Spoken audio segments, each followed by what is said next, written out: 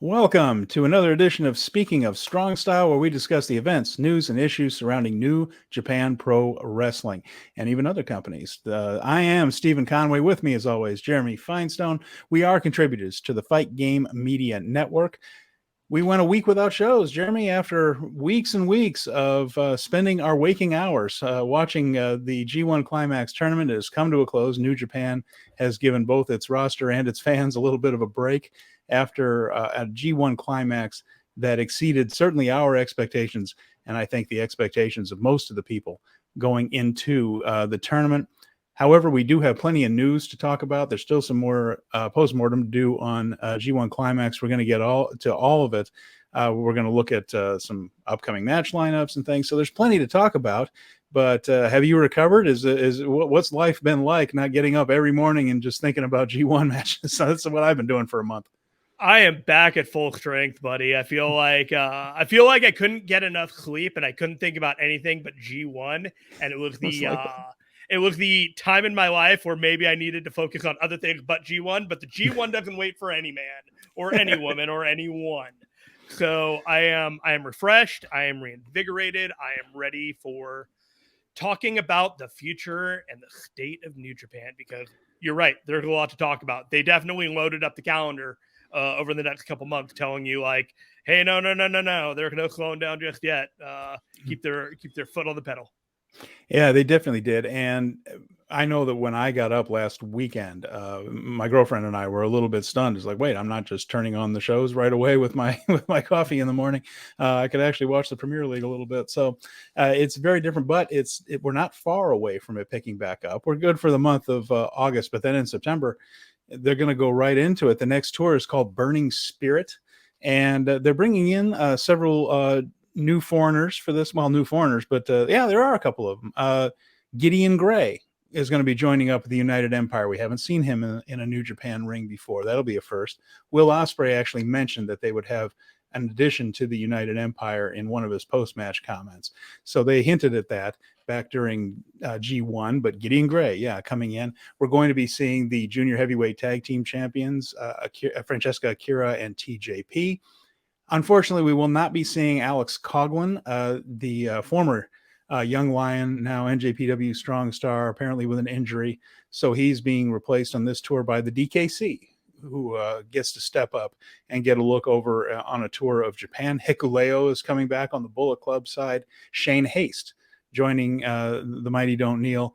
Again, another little batch of new faces to go with some of the people that had more prominent spots in the G1, and it's going to be an interesting little lineup here.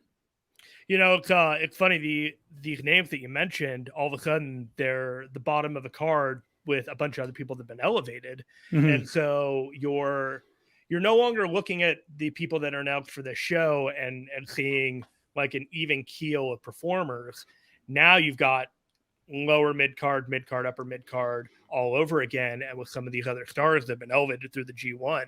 And this is the exciting time, almost like a New Year's Dash kind of mentality in a way, where it's just, there are some stories that we're gonna be pulling the thread on these stories, but we gotta slow down a little bit on that part and focus on the other aspects of this company and the other titles that we got to pick it back up and make something out of it. And so having these matches and setting up the 6-mans and all the never weights, I'm looking forward to new blood incorporated into all these shows. We're going to be seeing a lot of that. We're going to be seeing a lot of multi-man tags too. This is a tour that's going to be very short on singles matches, really until the last couple of important nights. We're going to be a lot of these 6-man, 8-man, even 10-man tags. Are doing a couple of elimination matches where you can either be pinned or go over the top rope to the floor and you're eliminated with those are usually 10-man affairs there. Some of the general matchups we're going to be seeing is Jonah and Kazuchika Okada, of course, on a collision course. Okada, the G1 winner for the 4th time, and Jonah, who the only person that pinned Okada during the G1, they will be facing off in multi-person tags until the final night of the tour when they meet one-on-one. So we're going to be seeing Haste, Bad Dude Tito, Jonah against people like Okada and Tanahashi, Toru Yano's in there a little bit, the general Chaos Hantai alliance. Those should be some interesting things as those guys work some spots up that no doubt will play a part into their final singles match. Of course, we're going to be seeing Tama Tonga across the ring from Jay White quite a bit, leading up to their title match at the end of the tour. And did you notice any other patterns with some of these matchups here? Some stuff you're looking forward to as they work their way to the big ones? I am looking forward to some of the lower card matches. I thought Francisco Akira did really well for himself in the Best of the Super Juniors, and he's back with TJP to do the Junior Heavyweight Tag Team Championship match against Taguchi and Wato, which has been a feud that have been going on for a little while, but basically left inconclusive. Yeah. So they're going to pick that back up. And then, it's having the Tito and the Jonah and the Hayes still on tour is really exciting. The LIJ versus Suzuki-gun feud is always a good one. And so they're picking up against that 2-minute Fool Ya match that Naito got off of that Saber Jr. So they're kind of picking that thread back up and maybe settling a couple of issues as they go forward on there. And then, honestly, Toru Yano versus Doc Gallows, you could flip a coin whether that's going to be entertaining or not. But I don't know. I don't know about that one. This is going to be a challenge, but the maybe more for the audience than for the wrestlers. But the tail end of the tour, we're also going to be seeing some LIJ Bullet Club matchups as they progress that El Phantasmo Shingo Takagi story. I haven't seen if they put a provisional King of Pro Wrestling match on here, but later on in the tour, there are some tags between those two, and there's no doubt that that's going to be the focal point of those is ELP and Shingo. Yeah, and just a correction, the Jay White and Tama Tonga match and the Okada Jonah are not on this tour, but they're actually at the Declaration of Power tour 3 weeks later. But this tour will be basically setting up the entire continual story of that.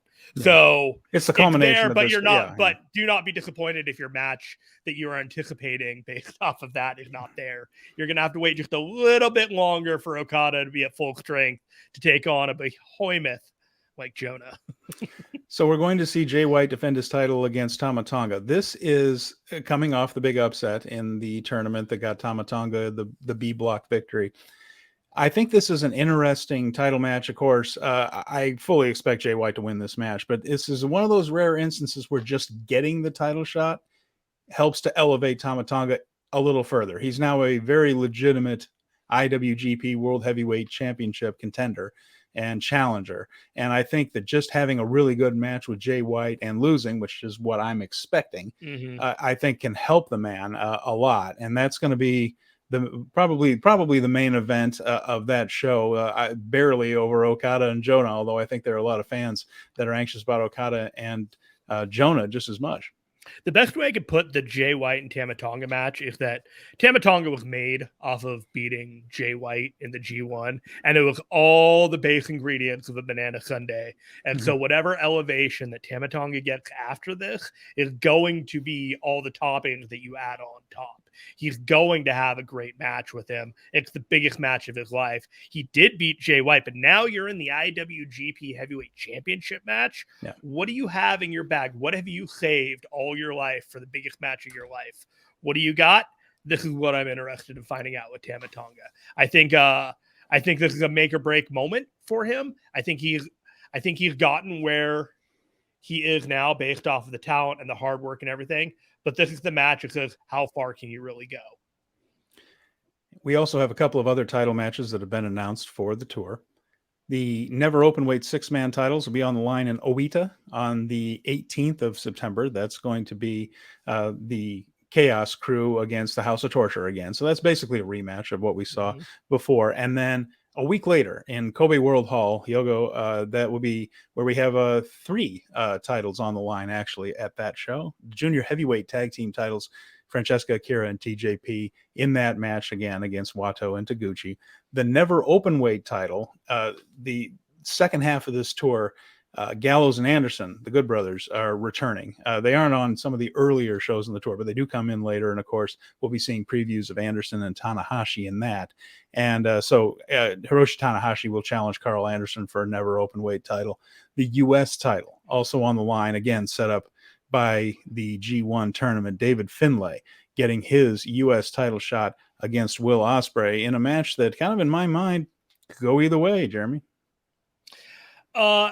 Yeah, I'm kind of thinking it could be David Finlay's time.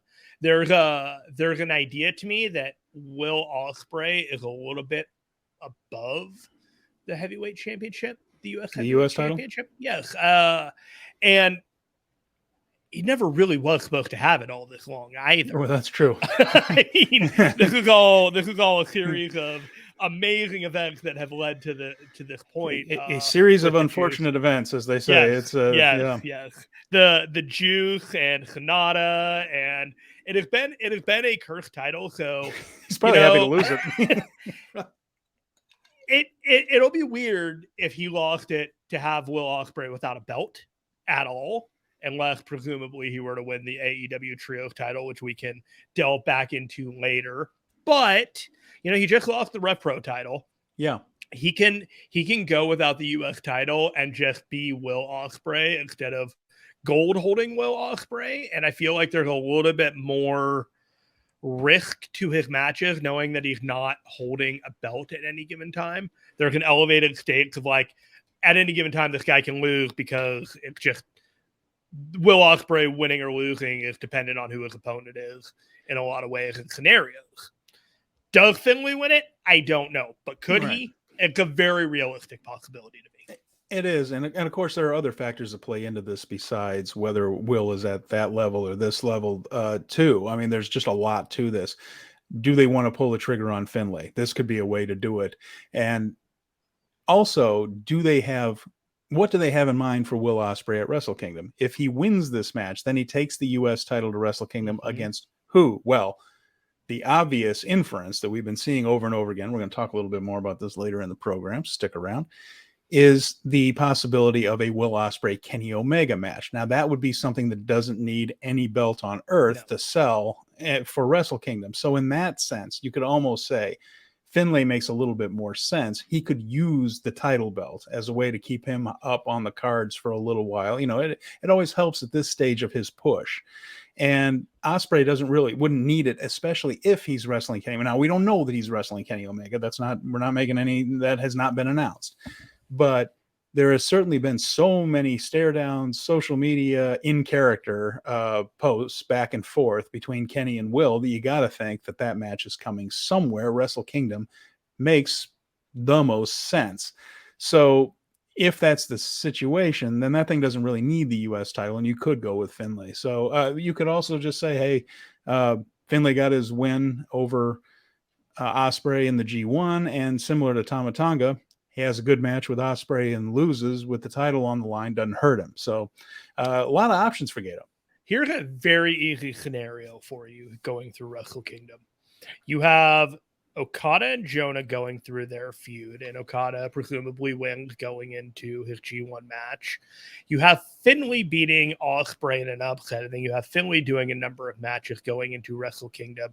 And then you know what I would do? I would have Jonah versus Finlay at Wrestle Kingdom, and I would have Jonah beat him for the United States IWGP United States Championship.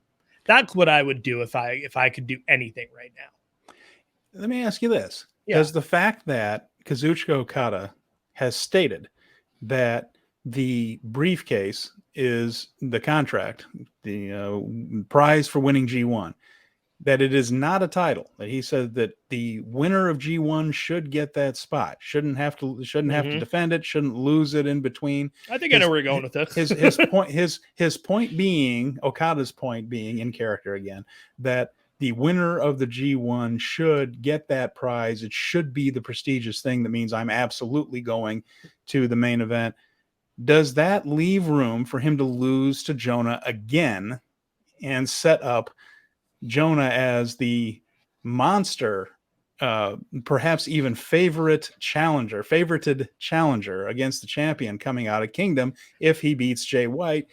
New Japan Are you often goes for happy ending. suggesting? Are you suggesting that Jonah beat Okada twice before Okada wins a championship, and then there's a contender just kind of, biding his time that Okada is eventually going to have to overcome? I'm saying that really like pro wrestling here, and I'm not sure if that's really what we're talking about, but we'll keep an eye on that. It feels like a way to solidify Jonah as, I mean, seriously, if you do this right, you've got Big Van Vader again.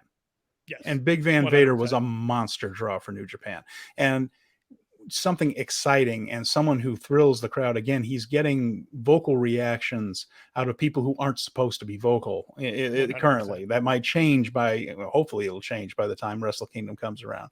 There's a rare opportunity with this man, and I think if they push hard, they can get to that point.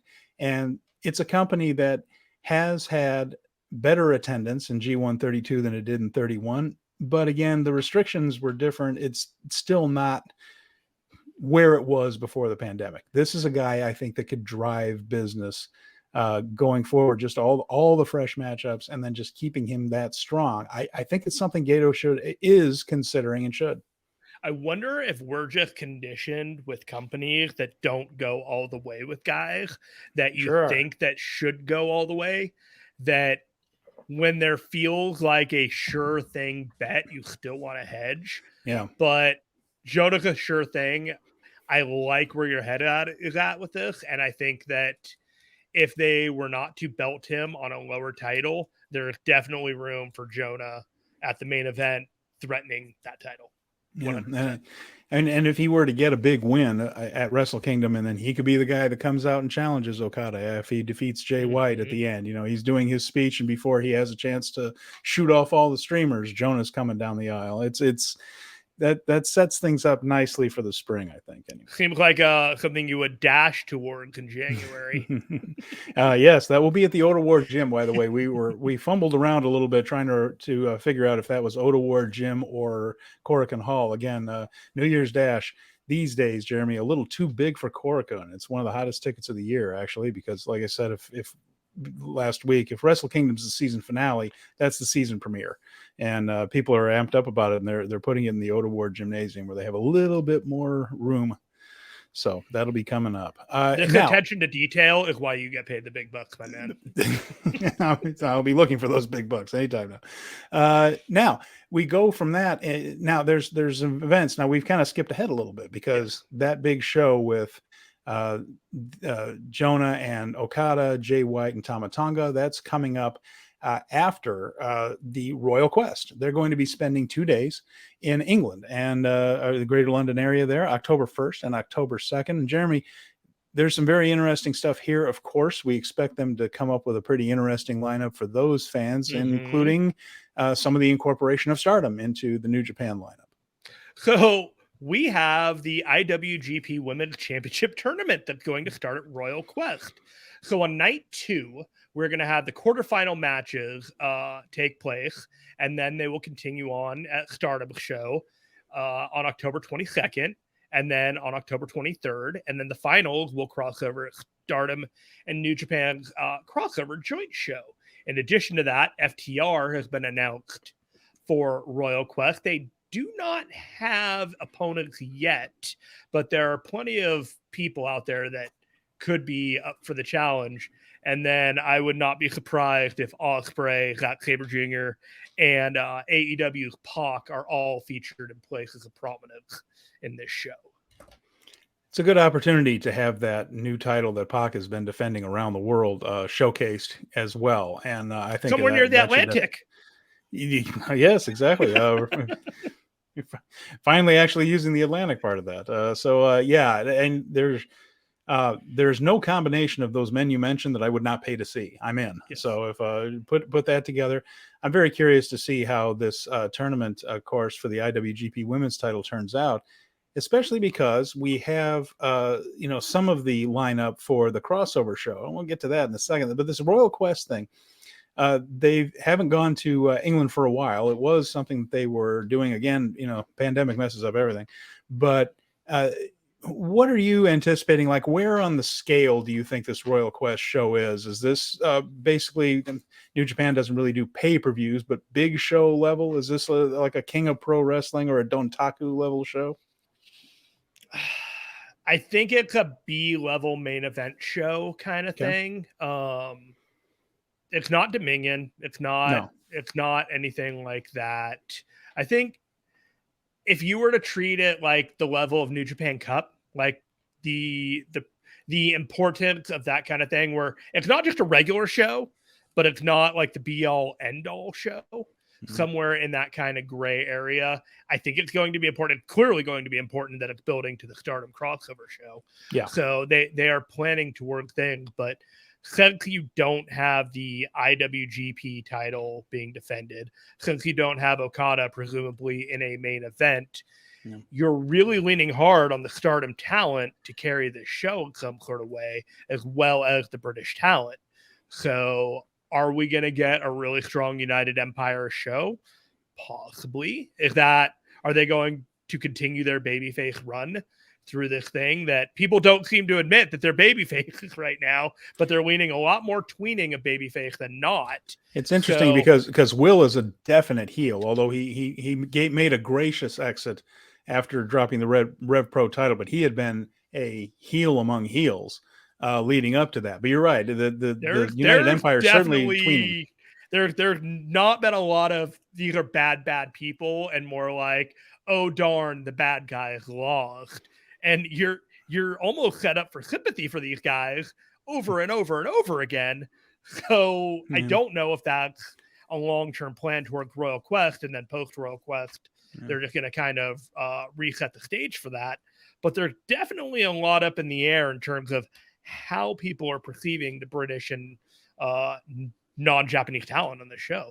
I mean, Will's done some pretty heinous things in the Rev Pro rings lately, and some pretty. But he won't be having stuff. The Rev Pro title on him anymore. I know. Yeah. There's almost just like this shedding of the skin. That's kind of why I'm curious as to how the crowds in England who have been booing him lustily for a couple of years now are going to react to him. I'm curious to see that, if they are going to turn around and go, "Oh, it's our guy again," or if he's like, "Nope, still an asshole." Like it'll be interesting. He's the hometown hero. It's gonna be nuts for him to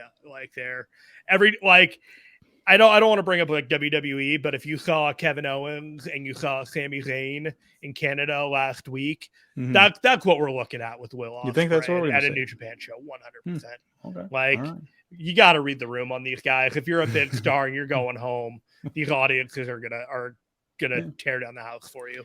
I think that's true I think that'll be true of Zach for sure. I think they might. My only question on that is that they've seen Will as an asshole, like in person, a lot in the last few years. So I am curious. It's not going to be like that. Oh, hey, he's back. He's like, I just threw things at him a month ago. So he had the match of the year with Okada, and she won. And these guys are like, the greatest wrestler in the world is coming home. Like, yes, that's like you just like I don't know why we're even like going for it. Because man, if he's booed, I'll be like, what's wrong with you guys? What if no? Well, I mean, it would be they would be booing his heel character, not. I just don't see it.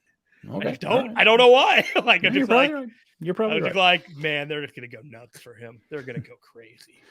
All right. So coming out of that, now, of course, we mentioned that's the beginnings of the IWGP Women's Tournament. That tournament is going to continue on Stardom programming after that. And then it's going to come all together again. The next event that we have some new information for, Jeremy, is the crossover event, November 20th at Ariake. Now, we got a ways to go for this. Like I said, this is all the way to November 20th. We wouldn't even really be mentioning, except they gave us a little sampler here of what we're going to be seeing, including 3 mixed tag team matches. And we're going to be seeing some of the big names in Stardom, which makes me wonder if some of these names might end up getting subbed out. There are some people whose names appeared in matches this week that I could see competing for that title. But there will only be 2 women competing for the championship at that crossover show. That's the night of the final. So these women may have fallen out in the quarters or the semis or anything, or they could always just kind of move things around a little bit. But they announced 2 women who actually were part of the G1 ceremony. They had the formal flower presentation to Okada and Will Ospreay there. This was Sherry Sherry and Julia. Now, Tom Lawler is going to be teaming with Sherry, and Julia will be in with Zach Saber Jr. So Julia and Zach against Lawler and Sherry. And all I know about this one is I wanted to see more Zach Saber versus Tom Lawler after the little tease we got at the Nippon Budokan during the end of that during the end of that tour. I'm glad these two are going to be wrestling each other. I'm glad Tom Lawler's coming back for this. And these two women are incredibly talented. They've been part of some of those Wrestle Kingdom matches that have gone on the last couple of years. So this a thumbs up for this one. I'm in. Welcome back, Tom Lawler. Yeah. He hadn't got his invite yet, but this is a heck of an invite. You get back, go right back to the Stardom crossover show, do a mixed tag after he gets his feet wet with Killer Kelly over at GCW in a couple weeks. And then, he gets his hands back on Tom Lawler. We said it before. We'll say it again. The future's bright for Tom Lawler. He did a hell of a job at the G1. And a lot of those guys that did so, I think, are going to have bright futures indeed over in New Japan. He's also a guy that I could see winning the United States New Japan title at some point too. Move up from the strong openweight title. Another match is Hiroshi Tanahashi and Utami Hayashishita against Hiroki Goto and Maika. So Goto and Maika. What's that all about? Well, Goto and Maika are kind of portrayed as the big bruisers. These are the tough guys that'll knock the heck out of you, or tough woman that'll knock the heck out of you. Utami Hayashishita is a former World of Stardom champion. Hiroshi Tanahashi, of course, an all-time legend. So I think they're kind of going with the babyface legends against not heels necessarily, but wrestler versus the old boxer versus puncher theme translated into wrestling is my guess as to what they're going for here.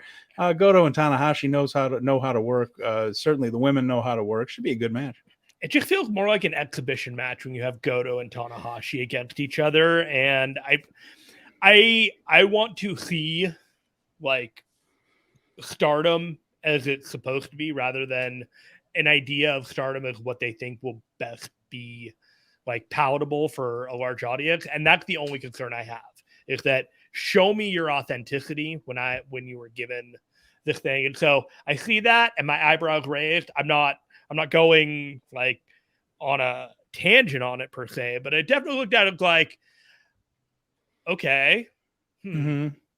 Well, the next one doesn't do anything to dissuade you from that, because if you want to talk about an exhibition, here we have 4 members of Suzuki-gun, 2 on each side.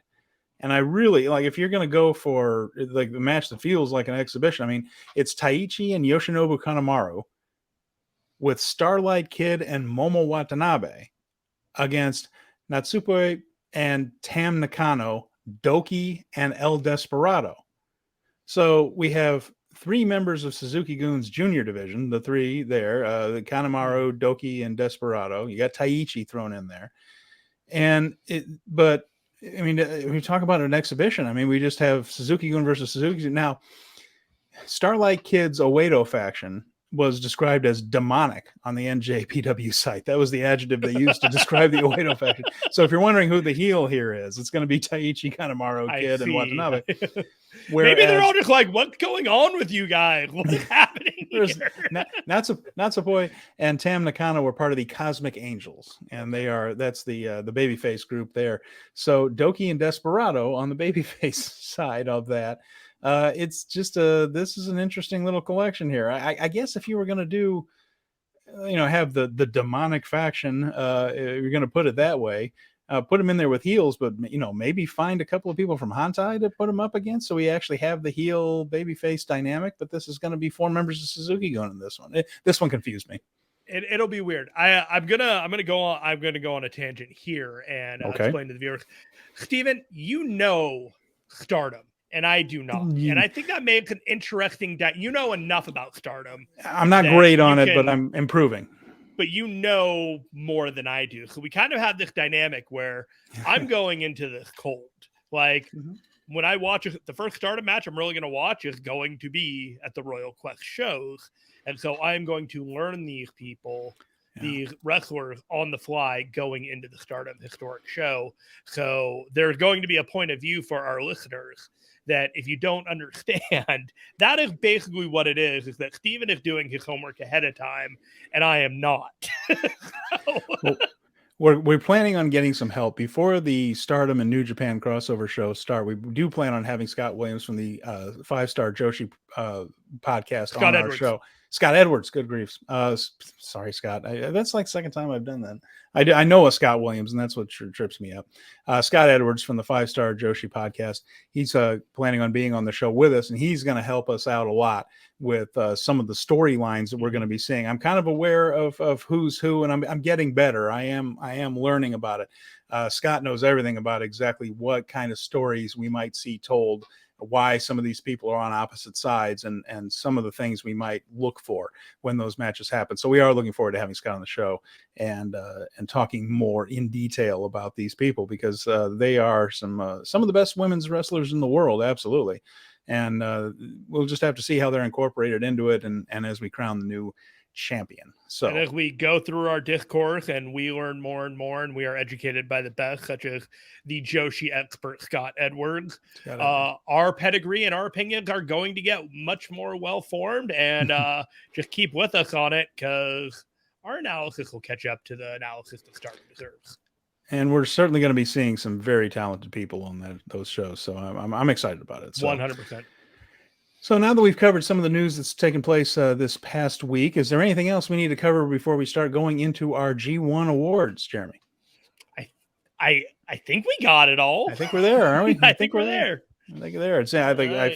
I almost cringed to refresh some of the news sites before I went in, because it has been coming fast and furious the last few days. But I think we have covered it all. So looking at the G1 tournament, this long road that we went down and followed from beginning to end, we wanted to go in and hand out some of our awards for this one. And obviously these are completely unofficial or anything, but purely opinionated. Purely opinion, subjective opinion. So nobody at home freak out if we don't. And we're not going to fight each other, but we might just give each other a look like, really? You thought that? Huh? We might do that, but and feel free to share your opinions in the comments. We're happy to hear them. Yes, but again, let's keep it nice and civilized. We're let's start with best match. And for me, no recency bias here, but it was my favorite match of this whole G1 was the last one, the G1 finals between Will Ospreay and Kazuchika Okada. But there were a lot of good contenders for best match. Jeremy, who did you have? And then we'll kind of go back and forth as for our choices. Well, I kind of listed for each bracket. I did one for each bracket. And so just a couple that stood out to me for each bracket. Okada versus Jonah is just kind of a magical match that we enjoyed. The Jay versus Tama Tonga match was definitely the match of that bracket, of the B bracket. I believe Tanahashi's matches against Saber Jr. and Naito are pretty much ties for me in the C bracket as being the match. They're very similar in how they were laid out in the point and this and that, but they're kind of a 1A and 1B for me. And then Shingo versus Will was a fantastic match in the D bracket, but nothing held a candle to Okada and Will in the finals, and with a recommended, like, honorable recommendation to Naito and Ospreay. Right now, I think that the G1 finals is the best match that's taken place in 2022 so far. And that is coming off of a year where we have seen some pretty tremendous work. But I thought Will and Okada really stepped up into a new level with that one. And just the storytelling.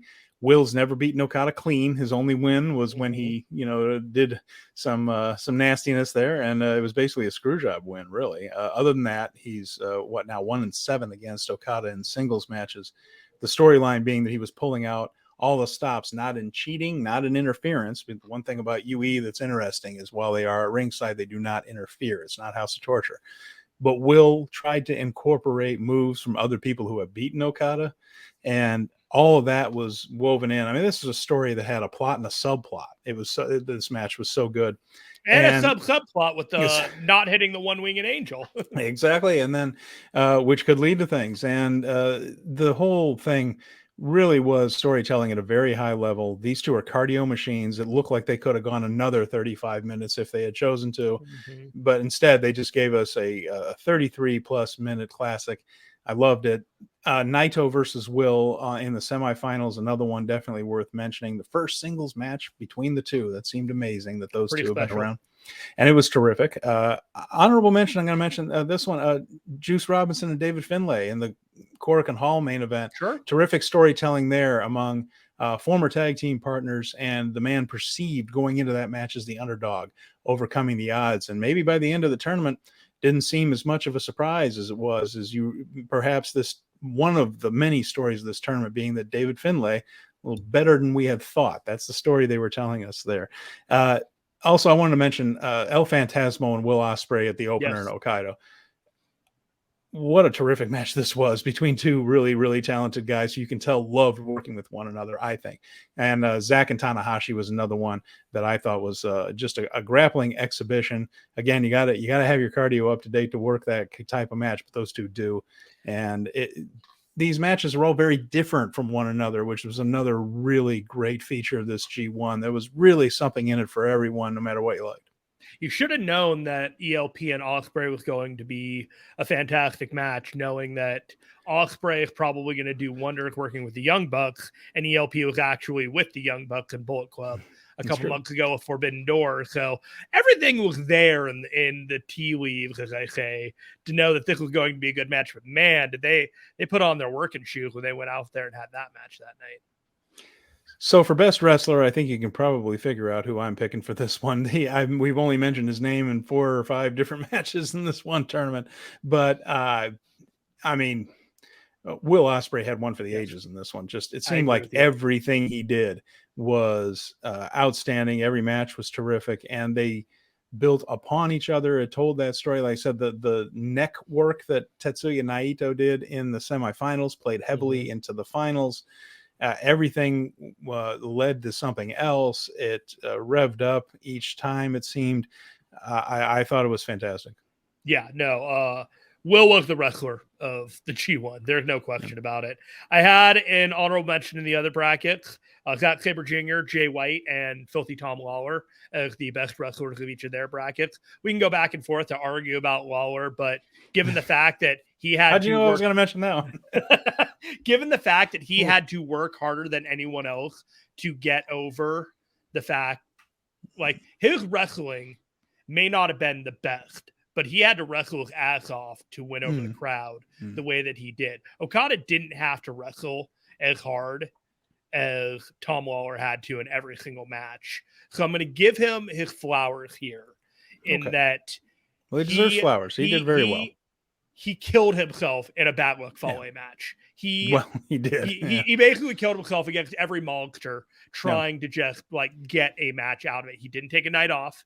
No. You know, other wrestlers, you know, Okada's getting a lot of awards, but when we're talking about the A bracket, the wrestler of the bracket to me, I'm going to give Lawler his flowers on that one. Well, that's fine. And you know, the thing about Lawler too, that's worth mentioning again, is he and Royce Isaacs had some fabulous preview tags there. They worked their rear ends off on their preview tags. So even the nights that Lawler wasn't in singles action, he was sometimes one of the highlights of the show and some of the things that he did to get over. And he and Isaacs really helped each other out on this one. So a hill I will die on for Tom Lawler. I'm still going to pick Okada because he made Jonah into an all-world star and still had the matches that he had against Tama Tonga in the semifinals, the finals against Will. But I mean, Lawler did a heck of a job there. So he definitely did. The other thing, Okada actually got an interesting match with Toru Yano because Yano went back to his more violent persona right there and did something a little different, which I appreciated. So that was out of respect to Okada, I think. Standout performer. This one was hard. Who do you say stood out? And your first instinct is, well, Jonah pinned Kazuchika Okada, right? I mean, that's the guy. But Tama Tonga comes out of this miles ahead of when he went into it. David Finlay comes out of this miles ahead of where he was when he came into it. This was a really difficult one for me to figure. And I think in the end, by a nose, I think in the short term, Jonah is going to be the biggest star of the three, but two new high level baby faces coming out of this tournament in Finlay and Tama Tonga.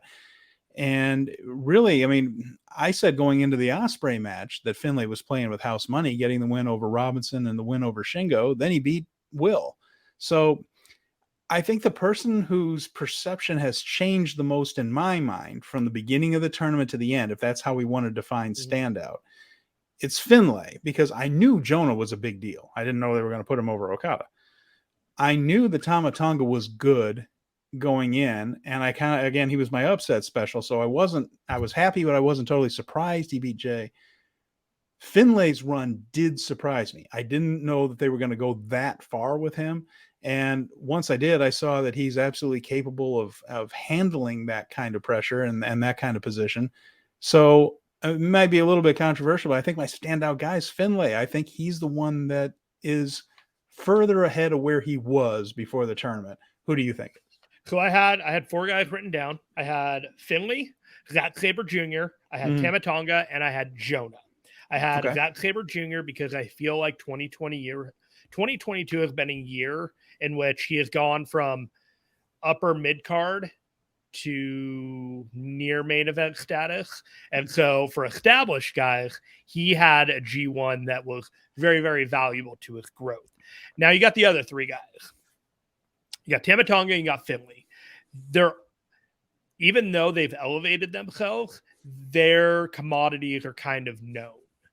Okay. So when you look at Jonah and you see that he's been brought into this new environment and you see that there's not been a threshold of what his ceiling is, as I like to say, I feel like his ability to stand out is maximized because you just don't know what his limitations are yet.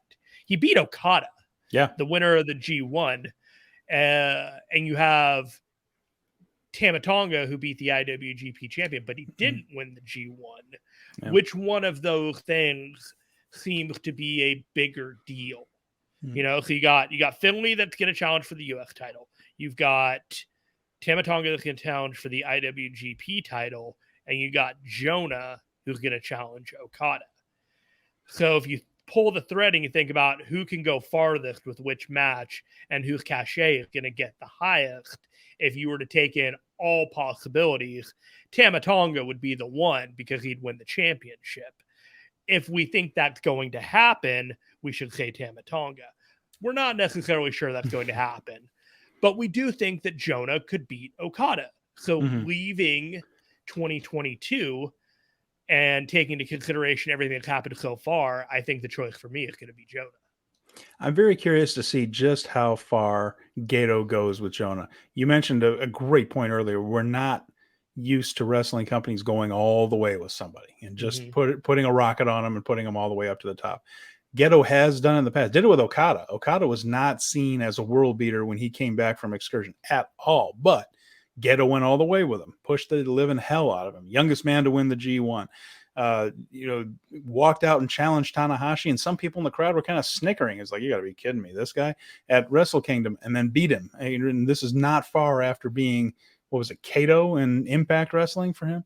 So he will do that. On the other hand, this tournament for Jonah is not exactly the same, but it sounds a little bit like Jeff Cobb's G1 run, where he was mowing down everybody, and they did pull the reins back on Cobb a little bit. So I'm curious to see just how far they go with it. I believe Jonah is absolutely capable of being that next type of big Van Vader guy. But I also thought the Cobb was too. And now we'll see which guy Gato thinks is a little bit further along, or if Jonah ends up just being another bump on Okada's road to Wrestle Kingdom. I'm really honestly curious to see where Gato thinks of him. Is this just Jeff Cobb for 2022? And that's not Jeff Cobb's a big star, but didn't quite go all the way with it like I think he could right now with Jonah, because he did have Cobb lose a couple of high profile singles. Gut check narrative when I ask you this. Okay. If I were to tell you that Jonah was going to be IWGP champion by the New Japan Cup Does that sound right, or does that sound wrong to you? After hearing and seeing the people's reactions to him in Osaka when he beat Okada, where they were not only making noise, some of them rose to their feet when they thought, oh, this is a chance he might actually hit this torpedo. Mm-hmm. He did hit the torpedo. Holy shit, he beat Okada. It doesn't sound crazy. It doesn't sound crazy. It doesn't sound crazy to me. And that's why he's got a longer threshold for success, and he stood out way more than anyone else. The ability for him to go farther than the other guys right now is just like he's going to lap them with the way that they booked him versus the other guys. The other guys are measured for success. This guy is measured for superstar right now. Well, I mean, hopefully we won't end up looking foolish about this if he like loses 3 straight matches right there. But I don't think he's going to. I believe that this feels different to me. And he's surrounded by bad dudes. He'll be okay. And yes, he is, and a very good bad dude at that, for that matter. Absolutely. So it's a compliment to this tournament that there is an honest discussion among 3 or 4 guys as to who is the standout performer. So 100%. Yeah, 100%. All right, so we've done that. Let's see. Are there any other anything else we want to cover before we go into a recap of NJPW Strong and a little bit of New Japan presence on AEW Dynamite, Jeremy? Yes. No, I think let's move on. I think we're making great time and time to talk about the stuff that we didn't get a chance to last week. So I watched 2 weeks of New Japan Strong now that the G1 has finished, and the first week was not the most exciting, minus the main event, but we had Jor-El Nelson defeating Shane Haste. It was a singles match that Royce Isaac was gone, and so he got his singles match in there, and it was a fine match, just fine. Then we had Hikuleo with defeating Big Damo. Big Damo was formerly in WWE. And Killian Dane. This was a lumbering big man match. Okay. Big Damo. There aren't a lot of match of the year candidates that you hear the word lumbering to describe. So I'm going to roll the dice and say a match of the year. No. Okay, got it. Duly noted. There was some athleticism for the big men, but it was basically a big mean guy match that with 2 guys that haven't done it with each other in a way, and I'm being kind, but Hikuleo won, and we were moving on to the main course of this show, which was Aussie Open. Kyle Fletcher, Mark Davis defeating Christopher Daniels and Yuya Uemura to become the first Strong Upperweight Tag Team Champions. As you remember, there were a number of teams in here. Thorne and Haste were in it. The Dark Order was in it, and a couple others, but we all kind of knew that the Aussie Open was going near the end of it. And this is why we have the slate image, because after the G1, it really became the United Empire and the Aussie Open week as they won the Strong titles. They had a dominant match against tag team veteran championship match contender Christopher Daniels, who's made a career of being in tag team champion tournament finals in his life, and always being close but not there. And once again, he did not. So this was a match that you should go out of your way to see, but I would not recommend that for the other 2 matches. They were simply academic for keeping up on everything. Okay. But then we went to this past week's New Japan Strong, and this was also from, I did not mention this, North Carolina, for the High Alert tapings. So JR Kratos defeated a 13-year veteran named Drew Adler. Drew Adler is a very interesting individual. He's got a little bit of comedy going on, and he realizes he bit off a bit more than he can chew by getting into the ring with JR Kratos. He got a little bit of offense, but there were some things like a throwing snap suplex that killed Drew Adler. Rest in peace, Drew. That rest in peace. We hardly knew ye. And this was 9 minutes of JR Kratos basically crushing this dude after being impatient with the comedy spots. They're building up JR Kratos for something. It's very, very clear. He is a guy that at one point when I was seeing The Amazing Red versus Will Ospreay in San Jose, he was working security for New Japan. And so the fact that he is all the way to this point and elevating himself to this point, it makes me happy. There's him and Will Hobbs that I was seeing at the same shows, kind of at the same level wrestling each other, and they're both kind of making their way in the world. And I'm kind of rooting for both of them. So I will rarely have a bad thing to say about JR Kratos. Then we had the workhorsemen from AEW showed up, letting them know that they're gonna get ready for their match against Kushida and Ren Narita. And then we had Dax Harwood defeating Rocky Romero with a sharpshooter after a very, very, very good clinical psychological match. If you watched AEW Dynamite last night, there were a lot of similarities to the Dax Harwood match that he had that was on that one, but this one was given a lot more time, paced very, very well. Rocky Romero, 20-year veteran, 22-year veteran. Guy can wrestle any kind of match. He was a great partner for Dax Harwood. They had the psychology that Rocky was much more skilled in the singles wrestling than Dax Harwood, and so that played into everything until Dax Harwood just powered out of a triangle choke, power bombed him with one arm into the ground, and got the sharpshooter on Rocky Romero. They shook hands afterwards, and it appears that the feud for the titles is Rocky Romero is concerned with the IWGP title seems to have been put to rest.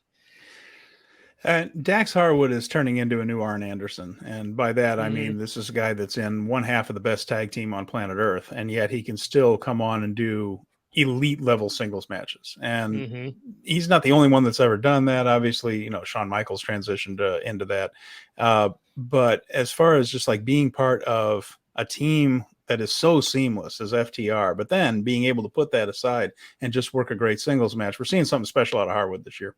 Yes, he's having a transcendent year. 2022 has definitely been very kind to him inside the ring.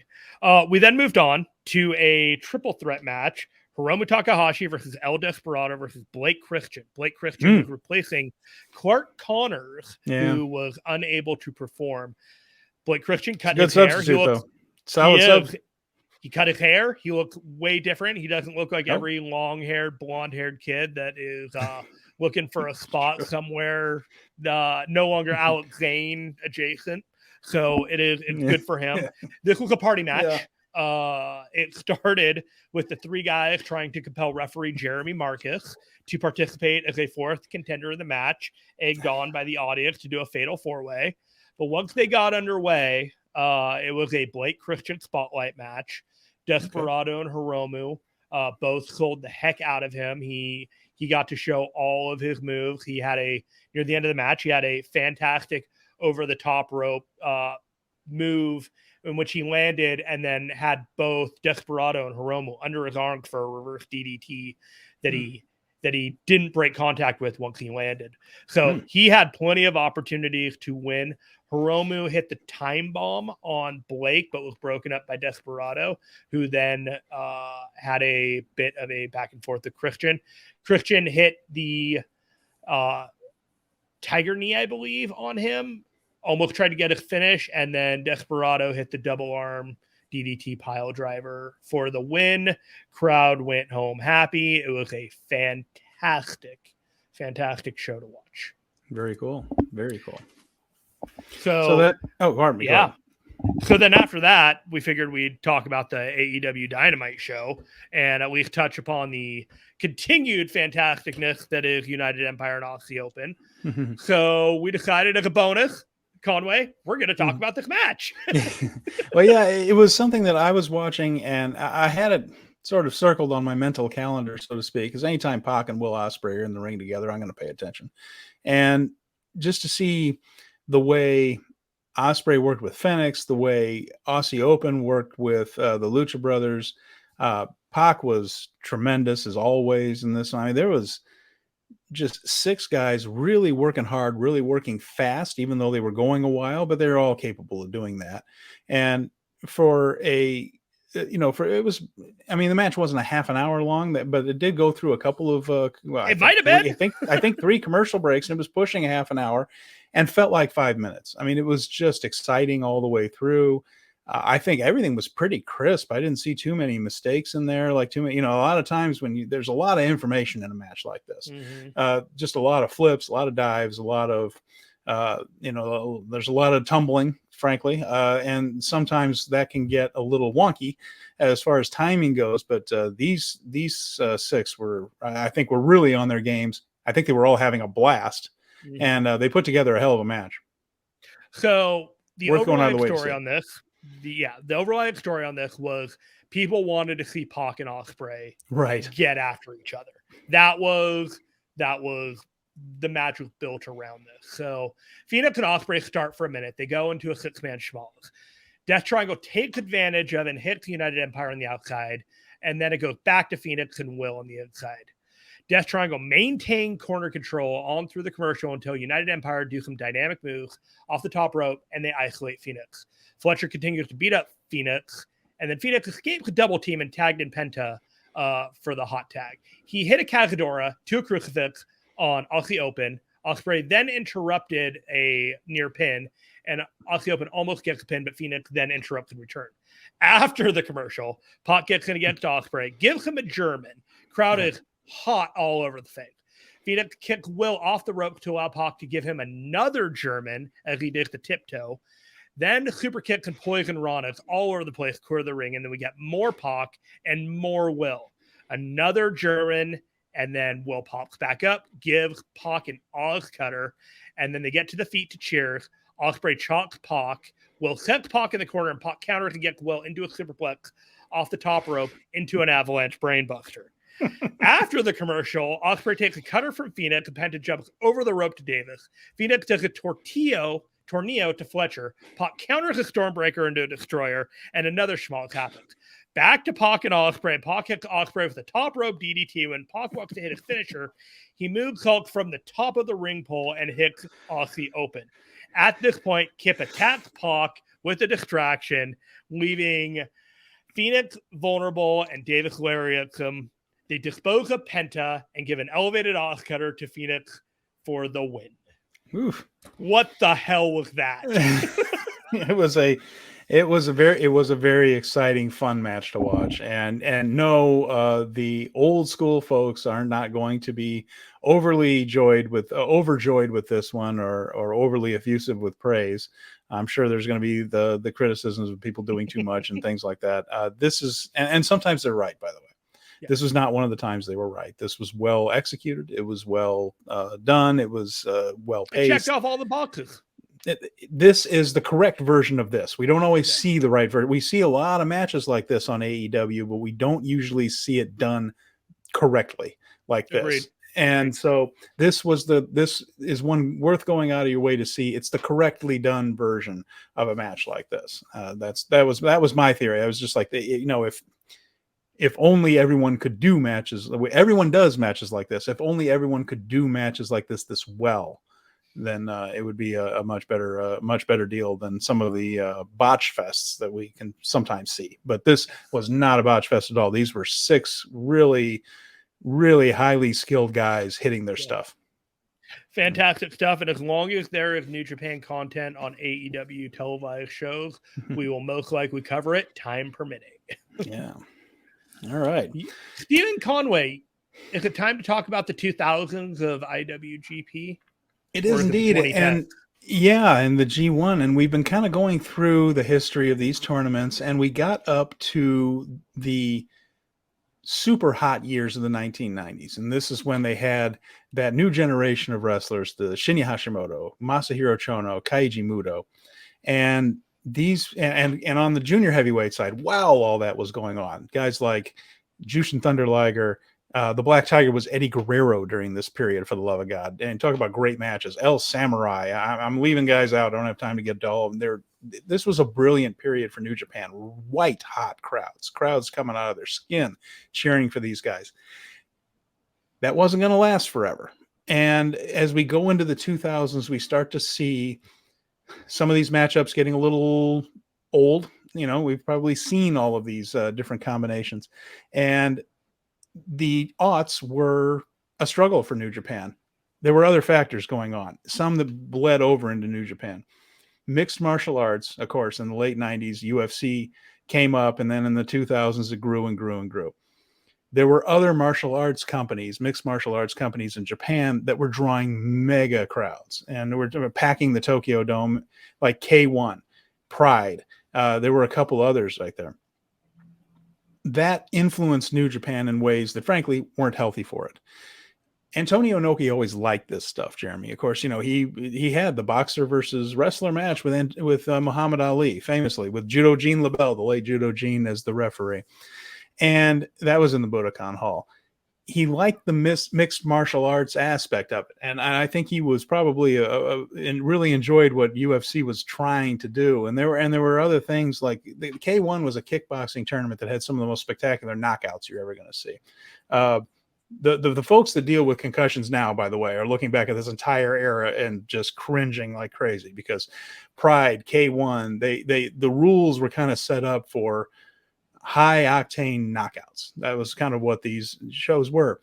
That bled over in New Japan a little bit. So as some of these matchups among Muto, Chono, and Hashimoto, and people were, well, we've seen these a lot. We've already seen these matches a lot. Crowds kind of started to dwindle. The solution was well, why don't we have more MMA? That's hot. The issue with going in there, and I've always felt this, is when you go in and just say, here's a shoot fight on a pro wrestling show, what you're basically telling the fans is, that's all the fake stuff over there. Here's a real one, and then we'll do some more fake stuff. It's just, what's the point? I mean, in storyline, these are supposed to be shoots. And so to go in there and just say, okay, now we're going to do a shoot match, and then we're going to go back to pro wrestling. And it just didn't work. And you the can't crowds turn really the switch on. Yeah. Yeah, you can't just turn it off and on in the middle of the show and just be like, you're either at an MMA or like a combat show, or you're at a pro wrestling show. They tried to be both at various times, and to the point that even having some different, and then having some worked shoots, and then you start getting into all this mishmash, because that never looks right. I mean, trying to work a UFC fight doesn't look correctly. There's a reason pro wrestling looks like it looks like. It's better. It looks better when you just do it, when you would just cooperate. Anyway, point being, the aughts were a struggle, and there were times in the zeros when weren't totally sure New Japan was going to make it out. Not always. I mean, there were years that were real struggles. However, some names that we're starting to recognize now and are still on New Japan cards began to rise to prominence in the aughts. And here are some of the people that I'm talking about. So Eugene Nagata began to work his way up the cards in the very late 90s, early 2000s.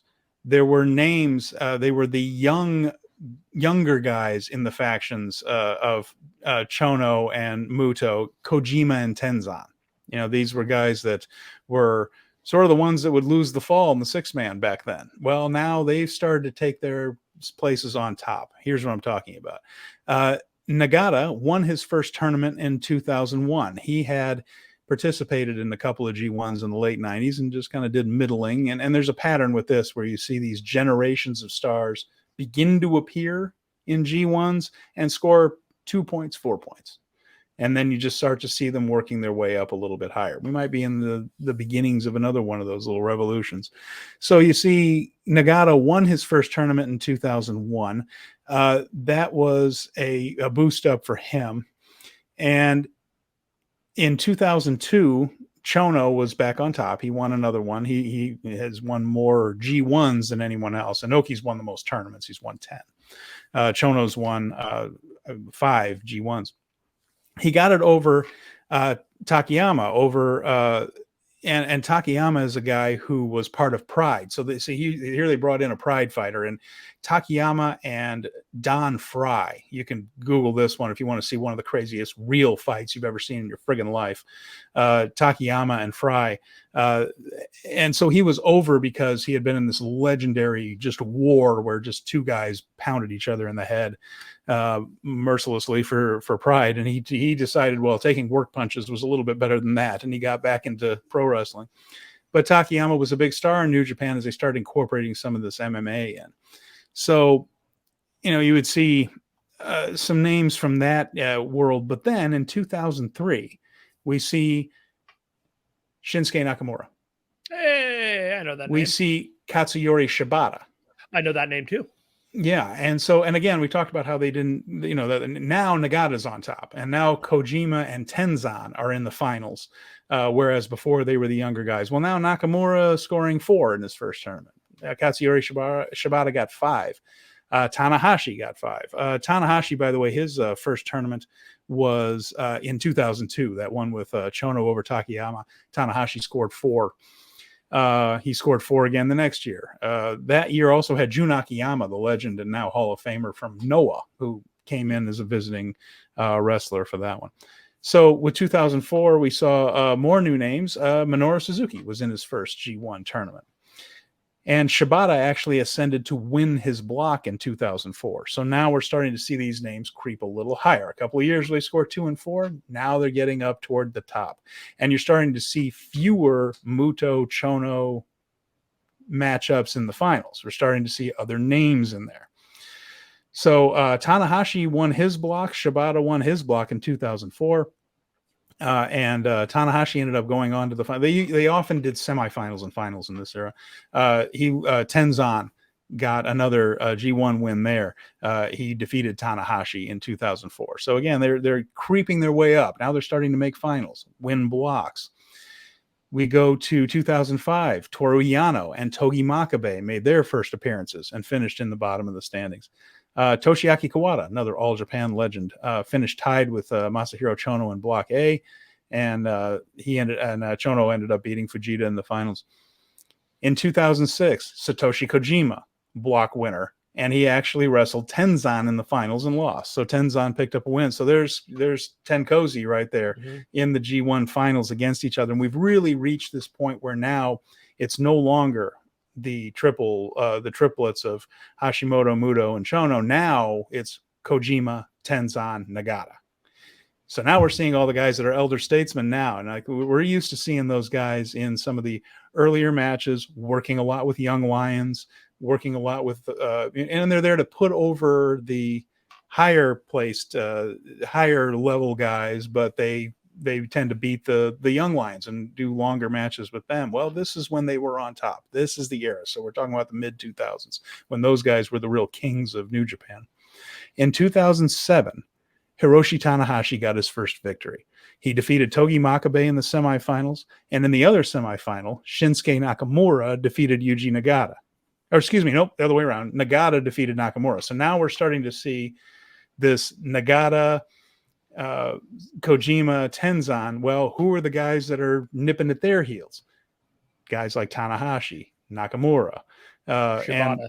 and Shibata. So now you see how each generation is kind of there for a while, and then another one starts to kind of nip at him a little bit. And that's what we saw. Tanahashi got his first win, by the way, over Yuji Nagata in 2007. That happened. 2008, of course, famously Hiroki Goto's year. He defeated Makabe in the finals. Kojima and Nakamura finished second in their blocks. So now everyone's firmly entrenched as top contenders. In 2009, again, Makabe over Shinsuke Nakamura. Now, that had a big storyline component because the genesis of the Chaos faction came from a feud between Nakamura and Makabe. So that was Nakamura turning heel and gathering a bunch of ne'er-do-wells, including Toru Yano turning on Makabe to form Chaos as I hit my windscreen. And so you just start to see that generation. So as we go through the odds, we have seen that 90s hot period end, but new stars begin to get the company through that ugly period in the very early 2000s when messing around with MMA and becoming kind of a mishmash of different styles of wrestling on the same card almost ran the company out of business. But instead, Kojima, Tenzan, Nagata brought back strong style pro wrestling to the top. After that, you saw that next generation of guys. You started seeing the Shibatas, you started seeing Tanahashi, you started seeing the Nakamuras. Now those guys are coming. as we move into next week, and we're going to talk about the next decade, you're going to see the guys like Tanahashi, Nakamura start to be on top, and then we see Okada. Now we see people like Prince Devitt, Carl Anderson, Tetsuya Naito, and things. So they'll all start in the same pattern. They come in with a couple of points at the bottom, they get their experience, and then they start to become a little bit more prominent into the names that we now know and love. So we're going to start going all the way into more present day names as we review more of G1 history next week. I'm looking forward to it, man. I learned so much from you when you're telling me this stuff. No, I'm glad. I enjoy doing it. It's fun to go back and look at this stuff, and you really see those. Gato hasn't booked all of this. I mean, Gato's been the booker for a long time, but not always. And what you see is him taking his influences and then working with that traditional New Japan booking style of taking a handful of guys and really focusing on them and making them into a ceiling for other people to break through. And so then the story becomes other people ascending to that level. And you get that cycle every few years. And I think we might be on the brink of another one. It's very possible. I mean, the last one was really Jay in 2018, 2019, and a couple of those guys. And so, Jonah spearheading like a new talent infusion, it feels like Jonah, but there also feels like there's got to be a couple of homegrown guys in there that are really rewarded for doing the work inside the New Japan dojo to get there. Absolutely. And there are going to be some people coming back from excursion anytime now. Seriously. I mean, like Shota Umino is not going to stay. Yeah. Shooter's not going to stay in England forever. It's almost time to bring him home. And boy, I can't think of a guy I'm kind of more looking forward to seeing in a character and in a faction and part of the mix. And there's some talented guys out there that are coming. Absolutely. What do we got for next week? Just general New Japan. We'll figure out what they announce and we'll talk about whatever. What do you got? What do you think we got? Yeah, there's that. And we're going to go a little more in depth into the lineups because next week we'll be headed, our next show will be the night before this tour begins. So we're going to look real hard at some of these lineups, not necessarily match by match by match, but we'll look at the patterns and some of the faction matchups and what stories they're going to tell us as they go into some of the title matches and key singles matches late in the tour. Awesome. Well, I'm good on my end. You want to take us out of here, Steven? Well, we can do that. Do you want to share your socials here real quick before I do? Sure, let's do it. You can find me at Fight Game Media. I do all the video production here on the website and anything. Thank goodness, too. Thank goodness. Fun time. We're getting better and better at it. You can find me on Twitter at Jer Firestone and contributing at Fight Game Media on the Facebook groups.